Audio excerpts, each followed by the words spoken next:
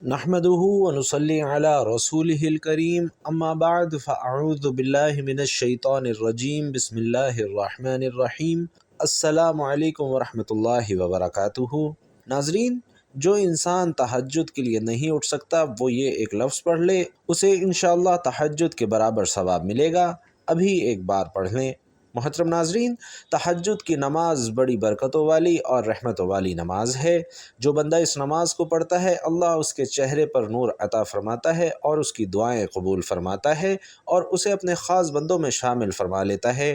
اگر کوئی انسان کسی وجہ سے تہجد کی نماز نہ پڑھ سکے یا اٹھ نہ سکے یا اس کی عادت نہ بن سکے یا کوئی اور مسئلہ ہو تو اسے چاہیے کہ وہ زیادہ سے زیادہ یہ ذکر پڑھے۔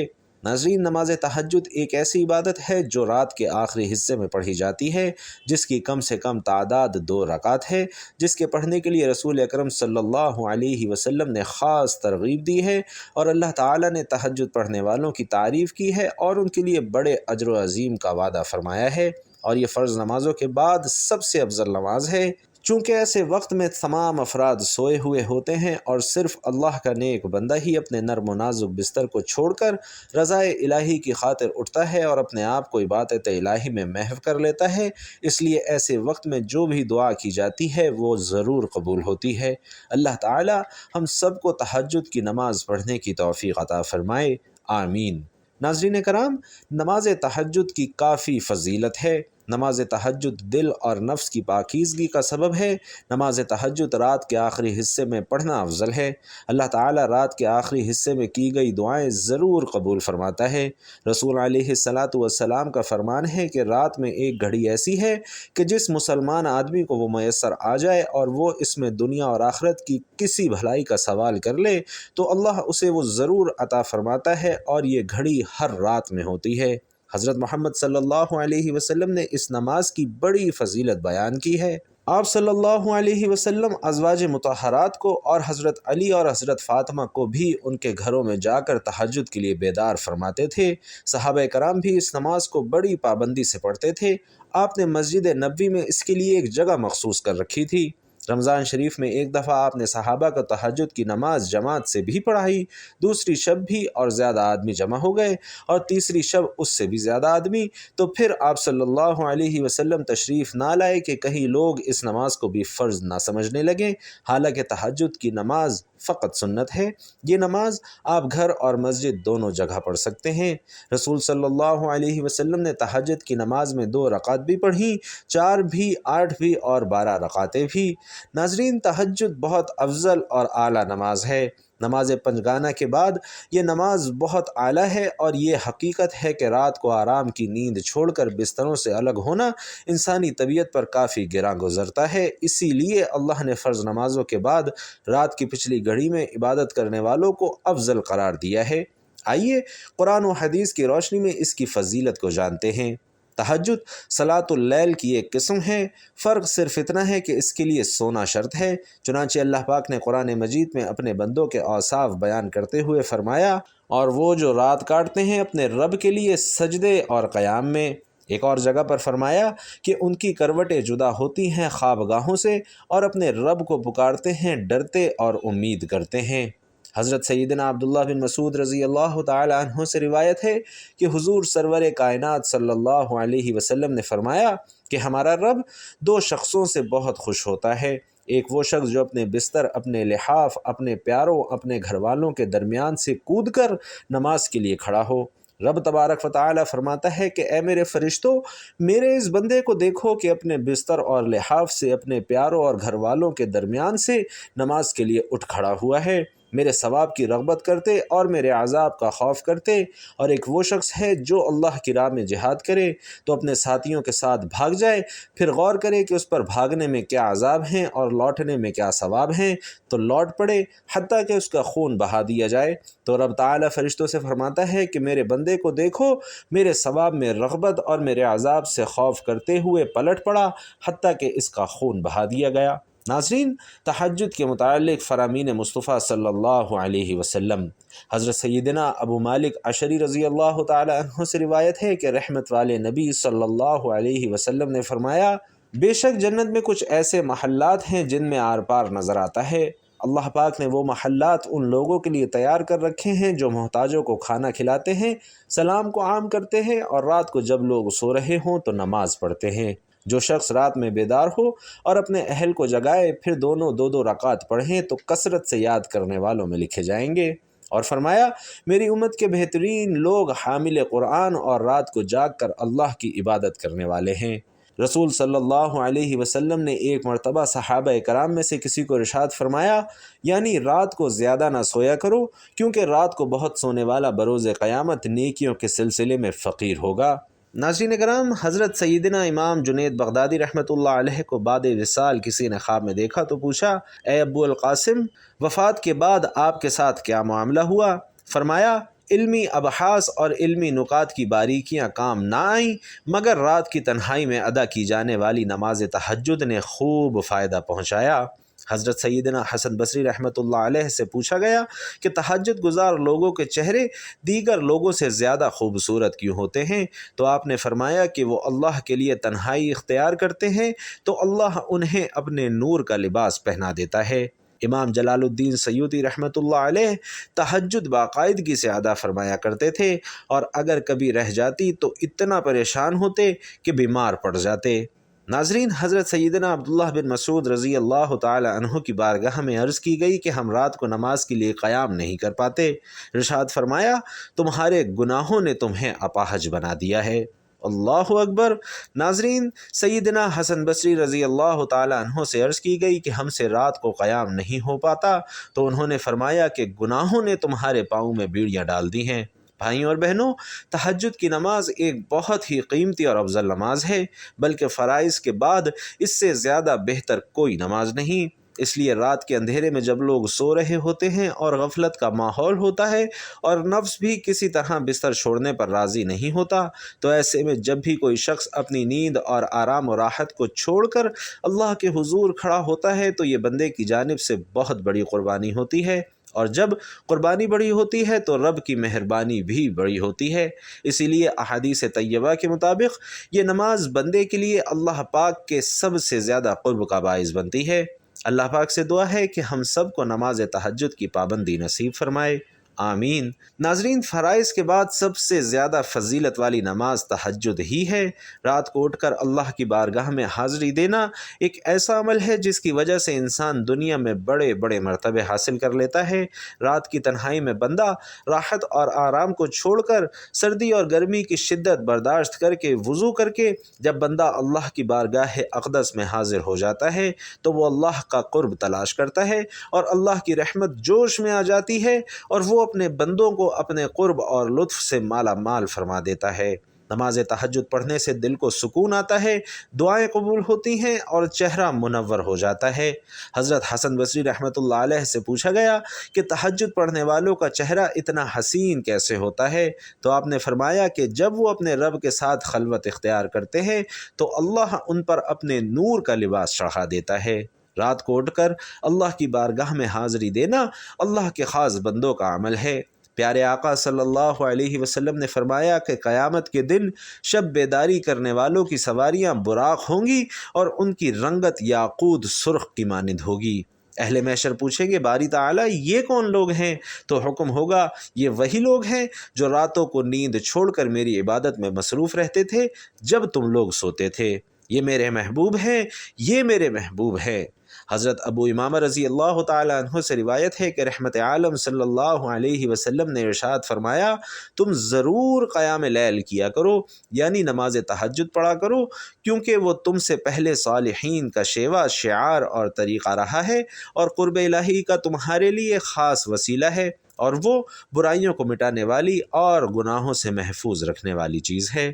ناظرین کرام، خالق کائنات نے اپنی خاص حکمت کے تحت دن کو روشن اور رات کو پرسکون بنایا۔ رات کے سناٹے میں جیسا سکون عموماً آرام میں اور خصوصاً عبادت میں ملتا ہے، ویسا کسی دوسرے وقت میں نہیں ملتا، اور یہی وجہ ہے کہ رات کی تنہائی میں عوام تو خواب غفلت میں مست ہوتے ہیں، مگر خواص یاد الہی میں مشغول ہو جاتے ہیں، بلکہ یہ لوگ رات کا انتظار کرتے ہیں۔ نماز تہجد کی 4 خصوصیات سن کر آپ کا ایمان تازہ ہو جائے گا، جس کی پہلی خصوصیت یہ ہے کہ وہ دور قدیم سے صلحاء کا شعار، طریقہ اور ان کی عبادت رہی ہے۔ اس میں دو باتوں کی طرف اشارہ ہے۔ ایک تو یہ کہ جب امم سابقہ کے اولیاء اور صلحاء نماز تہجد کا اہتمام کرتے تھے تو تمہیں بطریق اولا اس کا اہتمام کرنا چاہیے، کیونکہ تم تو خیر الامم ہو۔ دوسرا یہ اس طرف اشارہ ہے کہ نماز تہجد صالحین کا شیوہ ہے، جو اس کا اہتمام نہیں کرتا وہ صالحین میں سے نہیں ہے۔ ایک حدیث کا مفہوم ہے کہ میری امت کے شرفاء حاملین قرآن، یعنی قرآن کو پڑھنے سمجھنے اور اس پر عمل کرنے والے اور تہجد گزار لوگ ہیں۔ نماز تہجد کی دوسری خصوصیت یہ ہے کہ وہ قرب الہی کا وسیلہ ہے، اس سے رب کریم کی قربت اور محبت نصیب ہوتی ہے۔ ایک حدیث کا مفہوم ہے کہ اللہ اپنے بندے کے سب سے زیادہ قریب رات کے آخری پہر میں ہوتا ہے، لہٰذا تم بھی اس وقت کے یاد کرنے والوں میں ہو سکتے ہو تو ضرور ہو جاؤ۔ تہجد اور ذکر اللہ کے ذریعے اس کا قرب بآسانی حاصل ہو سکتا ہے۔ ظاہر ہے کہ ایک بندے کے لیے اس سے بڑی کوئی سعادت ہرگز نہیں ہو سکتی، کیونکہ ساری شریعت، عبادات اور اطاعات سے مقصود معبود حقیقی کی قربت اور محبت ہی تو ہے، جو نماز تہجد سے بآسانی حاصل ہو سکتی ہے۔ ملا علی قاری رحمۃ اللہ علیہ فرماتے ہیں، اس میں اس حدیث قدسی کی طرف اشارہ ملتا ہے جس میں رب العالمین نے فرمایا کہ بندہ برابر نوافل کے ذریعے میرا قرب حاصل کرتا رہتا ہے، یہاں تک کہ میں اس سے محبت کرنے لگتا ہوں۔ سبحان اللہ۔ اور نوافل میں افضل ترین نماز تہجد ہے، جیسا کہ حدیث کا مفہوم ہے کہ فرض نمازوں کے بعد سب سے افضل نماز تہجد کی نماز ہے، لہٰذا اللہ کی محبت اور قربت کے حصول کا یہ اہم ترین ذریعہ اور اہم ترین وسیلہ ہے۔ حضرت شیخ الزما فرماتے ہیں کہ صوفیاء اور مشائخ ان کے لیے تہجد مثل براق ہے، جیسے شب معراج میں حضور صلی اللہ علیہ وسلم براق کے ذریعے آن کی آن میں کہاں سے کہاں پہنچ گئے، اسی طرح صوفیاء بھی تہجد کے ذریعے کہاں سے کہاں پہنچ جاتے ہیں۔ ناظرین، نماز تہجد کی تیسری خصوصیت یہ ہے کہ وہ کفارہ سیئات کا ذریعہ ہے۔ ارشاد باری تعالیٰ کا مفہوم ہے کہ نیکیاں برائیوں کو مٹا دیتی ہے، اور نماز تہجد بہت بڑی نیکی ہے۔ اس سے حق تعالیٰ گناہوں کو مٹاتے ہیں، جیسے موسم پتجھڑ میں تیز و تند ہوا درختوں سے سوکھے پتوں کو گرا دیتی ہے، اسی طرح نماز تہجد گناہوں کو مٹا دیتی ہے۔ اور ناظرین، اس کی چوتھی خصوصیت یہ ہے کہ وہ گناہوں سے بچاتی ہے، اور ترک معاصی سے تہجد کی توفیق نصیب ہوتی ہے، اور تہجد سے حفظ معاصی کی توفیق ملتی ہے۔ حدیث میں ہے کہ حضور صلی اللہ علیہ وسلم سے کسی کے متعلق یہ شکایت کی گئی کہ فلاں آدمی رات کو تہجد تو پڑھتا ہے مگر دن میں چوری کرتا ہے، تو آپ صلی اللہ علیہ وسلم نے فرمایا ان قریب ہے کہ اس کو تہجد کی نماز اس برائی سے روک دے گی، کیونکہ نماز کی یہی خاصیت ہے کہ اگر اسے صحیح طریقے پر قائم کیا جائے تو وہ نمازی کو برائیوں سے روکتی ہے۔ الغرض نماز اور تہجد سے حفظ معاصی کی توفیق ملتی ہے۔ حسن بصری رحمۃ اللہ علیہ کی خدمت میں ایک شخص حاضر ہو کر کہنے لگا کہ حضرت، تہجد کی توفیق نہیں ملتی، کوئی ترتیب بتلائیے۔ تو آپ رحمۃ اللہ علیہ نے فرمایا کہ دن میں معاصی سے اجتناب کرو تو رات میں تہجد کی توفیق خود بخود نصیب ہوگی۔ معلوم ہوا کہ ترک معاصی اور توفیق تہجد لازم اور ملزوم ہیں۔ اللہ تعالی ہمارے تمام گناہوں کو معاف فرمائے اور ہمیں تہجد کی نماز پڑھنے کی توفیق عطا فرمائے، آمین۔ ناظرین، ایک حدیث میں پیارے نبی صلی اللہ علیہ وسلم نے فرمایا کہ اے لوگو، جو بندہ تہجد کی نماز کسی وجہ سے نہ پڑھ سکے تو اسے چاہیے کہ زیادہ سے زیادہ سبحان اللہ و بحمدہ سبحان اللہ العظیم کا ذکر کرے۔ حضرت ابو ذر رضی اللہ تعالی عنہ سے روایت ہے کہ رسول علیہ السلام سے سوال کیا گیا، اللہ کے ذکر کے لیے کون سا کلمہ افضل ہے؟ تو آپ صلی اللہ علیہ وسلم نے فرمایا، جسے اللہ نے اپنے فرشتوں کے لیے یا ان سمیت اپنے تمام بندوں کے لیے منتخب فرمایا، یعنی سبحان اللہ و بحمدہ سبحان اللہ العظیم۔ اس میں ہر نعمت کے لیے اللہ کی حمد کے ساتھ ہر ناشیان چیز سے اس کی پاکیزگی بیان کرتا ہوں۔ نبی کریم صلی اللہ علیہ وسلم نے فرمایا کہ جو شخص 100 مرتبہ اللہ کی تسبیح یعنی سبحان اللہ و بحمدہ سبحان اللہ العظیم بیان کرے تو اللہ اسے 1000 نیکیاں عطا فرماتے ہیں۔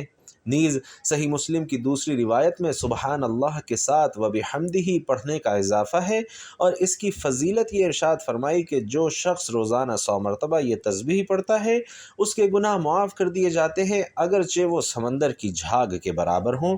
اسی طرح صحیح مسلم کی ہی ایک روایت میں اس تسبیح کی یہ فضیلت بھی ذکر کی گئی کہ جو اس تسبیح کا اہتمام کرے گا روز قیامت یہ شخص سب سے زیادہ اعمال والا ہوگا، یہ کہ کوئی اتنی ہی مقدار میں یہ تسبیح کہے یا اس سے زیادہ۔